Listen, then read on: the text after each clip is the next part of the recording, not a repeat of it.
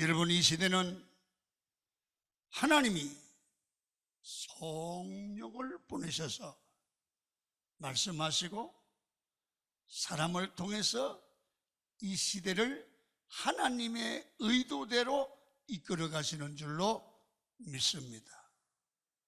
이걸 정확하게 성도가 빨리 알아야 돼요. 여러분, 사도행전 이후로부터 지금까지 이 시대를 성령 시대라고 하지 않습니까? 우리 성도들은 지금 성령이 이끌어가는 시대에 살고 있습니다. 그래서 우리는 이 시대에 우리가 뒤처지지 않기 위해서는 성령의 역사를 알고 성령과 멀어지지 않고 성령의 인도를 받음으로 말미암아 이 시대에 믿음으로 살고 하나님의 도움으로 살고 이 시대에 하나님의 역사를 이루고 세상의 복음을 전하는 정인된 삶을 살아갈 수가 있는 거죠. 자, 그러면 성령께서 이 시대를 주관하고 일을 하신다. 그러면 성령은 어떤 일을 하시는가? 첫 번째, 성령은요, 오늘 본문을 보면 우리를 정인되게 하고 정언한다고 그랬습니다. 여러분, 기독교 모슬림 목적이 뭡니까? 죄인을 구원하고 지옥 가는 영혼을 천국 가게 하고 여러분들과 저를 구원하는 게 기독교 목적입니다. 자, 그래서 성령이 일하는 방향이, 목표가 분명합니다. 우리를 먼저 불러서 우리를 예수 믿게 한 것은 우리를 구원하는 거잖아요. 우리를 구원하신 주님은 아직까지 하나님을 모르고 구원받지 못한 사람들을 구원시키는 일을 위해서 교회와 성도가 예수의 정인되게 하시는 줄로 믿습니다. 여러 가지 교회 일이 있지만 결국은 뭐 하는 거요? 사람을 살리는 거예요. 사람을 구원하는 거예요. 여러분, 우리가 예수의 제자라면 구원의 복음을 날마다 정언해야 돼요. 가장 이 시대에 시급한 것이 영혼 구원이에요. 저는요, 요즘 어떻게 사회생활하다 갑자기 코로나 걸려가지고 세상을 떠나는 사람들을 가끔 봐요. 이야, 저 사람 진짜 영혼 구원 받지 못했으면 어떡하나. 코로나 걸려서 죽고 지옥 가면 어떡하나. 그런 사람이 파다해요.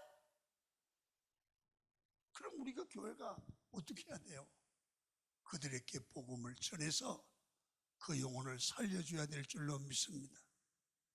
누가 그렇게 될지 모르니까 우리는 복음을 전하는 일을 소홀히 하지 않아야 돼요. 자, 누가복음 24장 48절에 주님은 명령을 하십니다. 읽겠습니다. 시작. 너희는 이 모든 일의 증인이라. 우리가 영혼을 구원하는 일에 사명이 있다. 이를 소홀히 하면 안 된다는 거죠. 그리고 사도행전 1장 8절을 또 보십시오. 성경은 이렇게 말합니다.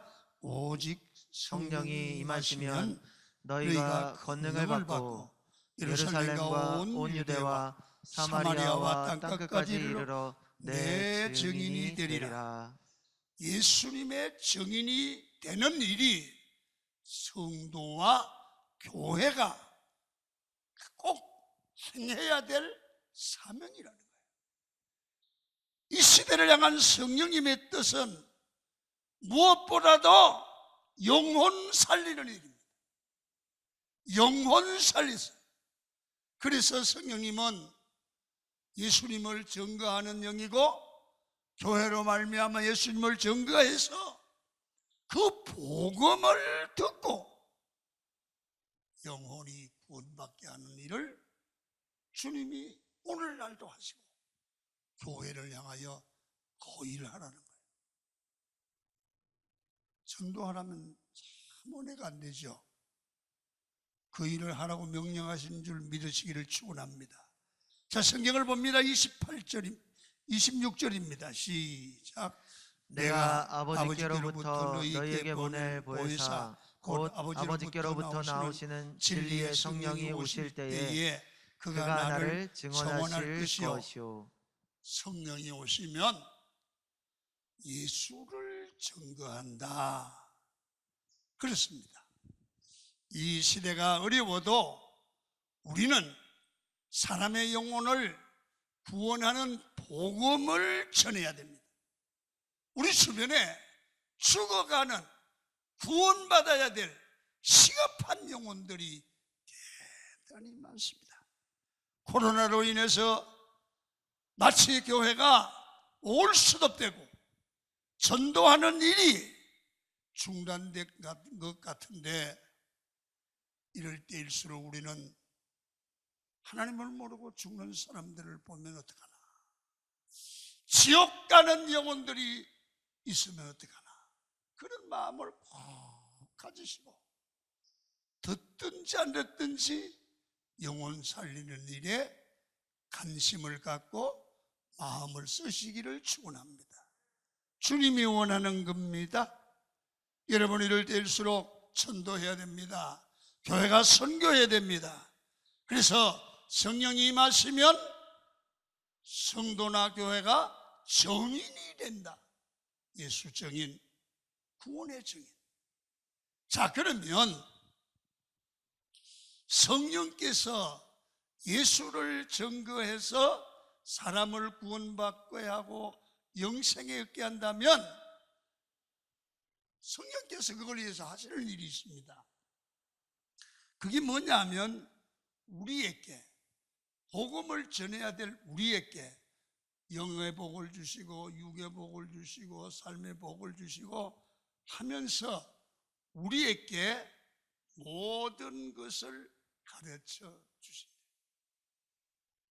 알아야 전하는 거예요. 알아야 빗대는 거예요. 그래서 성령이 우리를 가르쳐 주신다. 자, 요한복음 14장 26절을 읽습니다. 시작. 보혜사 곧 아버지께서 내 이름으로 보내실 성령 그가 너희에게 모든 것을 가르치고. 여러분, 예수 믿어 보면 성령은 우리를 가르치는데 참 묘합니다.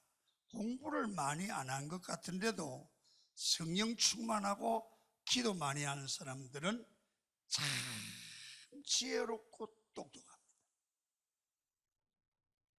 뭔가가 하나님으로부터 주시는 영감을 받아서 압니다. 어떻게 하셨어요? 그냥 알아줘요. 여러분, 무지를 깨우쳐 주시기도 하고요, 진리를 알게 하시기도 하고, 할 말과 할 일을 알게 하기도 하고, 기도하면 하나님의 뜻을 깨우쳐 알게도 합니다. 성경은 우리가 어디로 가야 할지, 무엇을 해야 할지, 어떻게 해야 될지 기도하는 사람에게 가르쳐주는 거예요. 가르쳐주는 거예요. 성령이 가르쳐주는 일을 하면 반드시 승리해요. 우리가 길을 잘 모를 때 우리 길을 인도하는 게 있습니다. 내비게이션입니다. 옛날에는요, 자 경상도나 전라도나 초상이 나면 여러분 그 차를 타고 가고 주소, 목사님 주소 주는데 적어주는데 가면 시골에 소리길로 쪼물꼬물꼬물 가는데 얼마나, 여기 돌아가면 됩니다. 여기가 8km예요. 여러분 힘이 들었는데 요즘은 내비게이션에 주소만 딱 딱 입력하면 왼쪽으로 가세요. 오른쪽으로. 예쁜 아가씨가 계속 안내합니다. 여기로 가세요. 거의 몇 킬로 남았습니다. 2km쯤 가서 좌회전하세요. 여러분, 초행길이라도 내비게이션이 가라고 하는 대로 가면 틀림이 없습니다. 여러분, 성령께서는 우리를 이렇게 자세히 가르쳐 주십니다. 신앙생활을 어떻게 해야 사는 길인지, 복을 받는 길인지, 바른 길인지 성령이 가르쳐 주지요. 성령의 가르침을 받으시는 여러분이 되기를 축원합니다.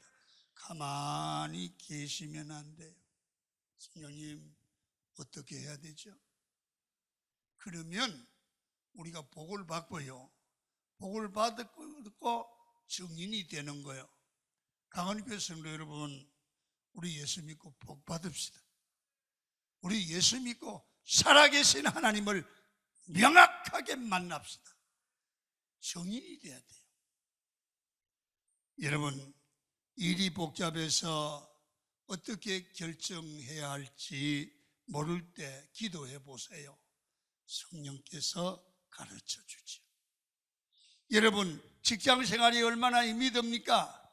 기도하면 직장 생활을 이렇게 해야 된다고 성령이 가르쳐 주십니다. 그리고 돈 벌기가 얼마나 힘이 듭니까? 깊이 기도하면 성령께서 어떻게 해야 되는지 가르쳐 주기도 해요. 그리고 성령은 우리에게 기도하면 생각나게도 하십니다. 여러분, 요한복음 14장 26절에 보면 내가 너에게 말한 모든 것을 생각나게 하시리라. 여러분, 우리가 세상을 살아보면 몰라서 고생하는 때도 있지만 생각나지 않아서 고생할 때가 더 많아요. 학교에 다닐 때 한 번 이상은 다 경험을 했었을 겁니다. 여러분, 시험 볼 때 몰라서 쓰지 못할 때가 많습니까? 아니면 생각나지 않아서 못 쓸 때가 많습니까? 거의 시험 난 건 배운 거요. 그래서 생각이 안 나는 거예요. 생각이 안 나. 그래서 생각하다가 에휴, 포기하자. 시험지를 내고 문 열고 나면 그때 생각이 나는 거예요. 들어갈 수도 없고 그냥 속이 상하지요. 여러분, 성령이 생각나게 하시면 허릿한 문제가 선명해지고 모르는 것들이 생각나게 될 줄로 믿습니다. 그래서 성령이 역사하면 내 실력보다 월등히 나은 삶을 살 수가 있어요. 믿습니까? 여러분, 교회를 제가 목회할 때 보니까 하나님이 기도하는 가운데 지혜를 주시고 생각나게 하시더라고요. 아, 요건 요렇게 해야 되겠다. 기도하고 부르면 요렇게 해야 되겠다. 나도 놀라는 거야. 어떻게 이런 생각을 주시나 말이야. 그러니까 성령이 주시는 생각을 따라 하시면 반드시 성공해요. 반드시 돼요. 성경에 보시면 성령께서 기가 막히는 일을 하시는데 요한복음 14장 26절에 보니까 내가 너희에게 말한 모든 것을 생각나게 하신다. 참, 말씀이 생각난다는 거지요. 여러분, 베드로가 성령 받기 전에는 자기 마음대로 자기 생각대로 행동합니다. 예수께서 가는 곳에 자기도 따라갈 수 있다고 생각했습니다. 자기는 신앙으로 십자가를 지는 예수님을 말릴 수 있다고 생각했습니다. 그래서 감옥이나 죽는 자리에도 주님과 함께 가겠다고 호언장담을 합니다. 그런데 말처럼 되지 않습니다. 오순절에 성령의 충만한 은혜를 받은 후에는 완전히 달라집니다. 그는 성령님이 시키는 대로 방언으로 말하기를 시작합니다. 사람들이 놀라는 겁니다. 그가 기도하면 안전병이 일어나는 겁니다. 갈릴리 사람들한테 어떻게 이런 일이 일어날 수 있느냐가 난리법석이 일어났습니다. 그때 사람들이 이렇게 말합니다. 저 사람 세술에 취한 것 같다고. 세술에 취했다고. 여러분, 이때 베드로가 나서서 말합니다. 지금이 9시인데 이 아침부터 누가 술을 먹고 취하겠냐? 하나님께서 요엘 선지자를 시켜서 말씀하신 대로 내게 이루어진 거다. 성령의 역사다 그 말이에요. 그러면서 마지막 날에는 하나님의 영을 사람들에게 부어줄 것인데 너희 자녀들은 예언하고 너희 젊은이들은 환상을 보고 너희 늙은이들은 꿈을 꾸시라. 누구든지 주의 이름을 부르는 자는 구원을 얻는다고 했다. 이 사람들아, 베드로는 이 요엘서의 말씀이 생각나서 외치게 되는 겁니다. 성도 여러분, 성령 받으셔야 됩니다. 성령 받으시면 보세요, 복받을 말이, 복받을 일이, 잘 될 일이 생각나요. 생각이 잘 나야 그 길로 가요. 어떤 사람은 기도만 하면 돈 떼먹고 도망간 사람만 생각나는 거예요. 자기에게 잘못한 사람만 생각나는데 성령 받은 게 아니에요. 마귀의 영을 받은 것이에요. 성령을 받았다고 하면서 다른 사람의 허물이 생각나고 미운 것이 생각나고 욕심이 앞서면 이거는 문제가 있는 거예요. 성령 받으면 생활 속에 어려움이 와도 말씀이 생각이 나서 기도하게 되고 힘을 얻게 되는 게 성령의 역사입니다. 여러분, 성령 받으면 회개해야 되고 자기 잘못이 생각이 나게 되는 겁니다. 여러분, 초대교회 베드로의 설교를 듣고 마음이 찔려서 회개하는 것처럼 설교 시간에 주의 말씀을 듣는 동안에 예배하는 동안에 하나님 앞에 잘못이 생각나고 회개하게 돼서 성령을 받으면 교회 오시면요, 내 집은 만민의 기도하는 집이라는 말씀이 생각나서 기도하게 되죠. 성령 받은 사람들은 교회와 성도들을 섬기는 것이 하나님의 명령이라는 것을 생각나게 됩니다. 그래서 충성하고 사랑하는 마음을, 그런 말씀을 생각나게, 좋은 말씀이 생각나게 해서 행동하고 실천하고 감사하고 하다가 하나님 사랑받고 사람 사랑받는 거 아니에요? 성령에 이끌림 받는 사람은 나쁜 생각을 하지 않아요. 그리고 그렇게 되면, 그렇게 살면 어떤 역사가 나타나냐 하면 마음이 편안해요. 마음의 평강이 아니에요. 예수님의 사역에 돌아가신 후에 제자들이 핍박과 박해를 받게 될 것을 아셨습니다. 제자는 이제 미래가 암담하고 앞날이 험난함을 알고 두려운 마음으로 다락방에 모여서 기도하잖아요. 제자들은 마침내 오순절에 성령의 기름 부음을 받아요. 그리고 나니까 성령이 이 마음을 보고 나서 어떤 두려움이 떠나가고 담대히 나가서 복음을 전하게 된 줄로 믿습니다. 그래서 예수께서 주신 말씀이 그거잖아요. 평안을 너희에게 주노니 이 평안은 세상이 주는 평안과 다르다. 이 평안은 안락한 환경이나 좋은 환경을 말하는 것이 아니라 성령이 함께하면 승리한다는 평안입니다. 오늘날처럼 코로나가 유행하고 웬만한 사람들은 코로나 다 걸리네요. 나도 코로나 걸렸다 난 사람 중에 하나입니다.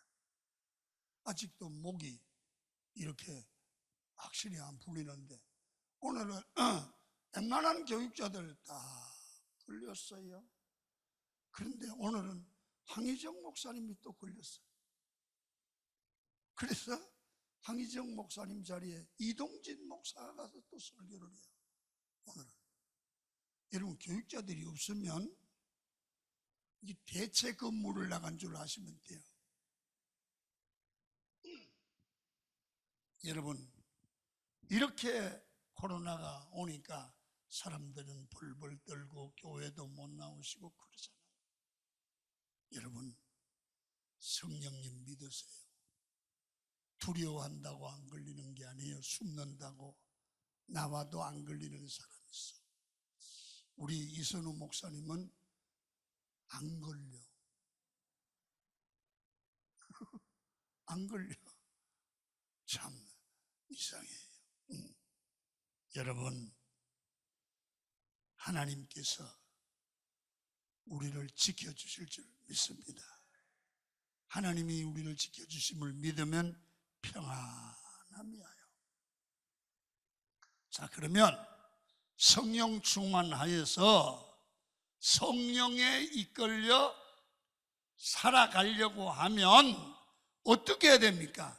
첫째, 성경을 자꾸 읽어야 돼요. 성경을 읽고 듣고 해야 됩니다.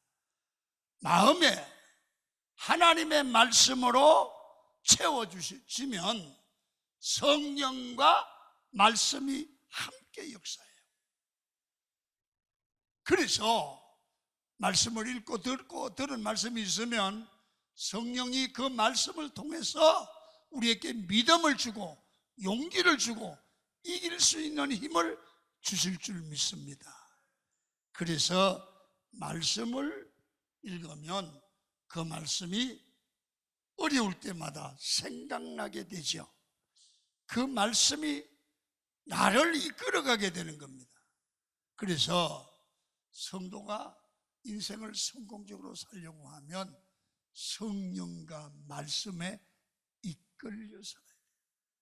그런 얘기 들어봤지요. 어떤 철학자가 말하기를 10대에는 과자, 애들이 먹는 과자에 이끌리고 20대는 이성에 이끌리고 30대는 일에 이끌리고 40대와 50대는 출세에 이끌리고 60대는 명예에 이끌린다고 했는데 성도는 말씀과 성령에 이끌려야 할 줄 믿습니다.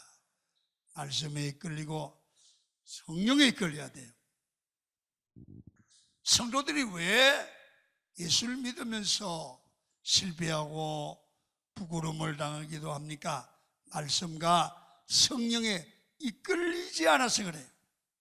성도가 어디에 살든 무엇에 살든 성령에 이끌리면 반드시 성공합니다. 예수를 오래 믿었든 처음 믿었든 상관이 없습니다. 말씀에 이끌리는 사람은 흥하고 부하고 형통하게 됩니다. 믿습니까? 어려운 일을 만났을 때 사람을 찾아가는 것이 아니라 말씀과 성령에 이끌려 기도할 때에 사람의 방법이 아닌 하나님의 방법으로 했더니 내가 해결하는 것보다 훨씬 좋은 하나님이 해결자가 되시더라. 믿습니까? 그래서 먼저 성령의 충만함을 받으십시오. 그리고 성령의 충만함 받기 위해서 내면을, 내 속마음을 비우는 회개하시고, 그리고 내 안에 말씀과 성령의 충만함을 구하십시오. 마음의 주인이 되면 여러분을 바로 성공적인 삶으로 여러분을 이끌어 가실 줄로 믿습니다. 세상이 아무리 어려워도 성령이 주인 되시고 이끌어 주시면 봐요, 반드시 승리하게 될 줄 믿습니다.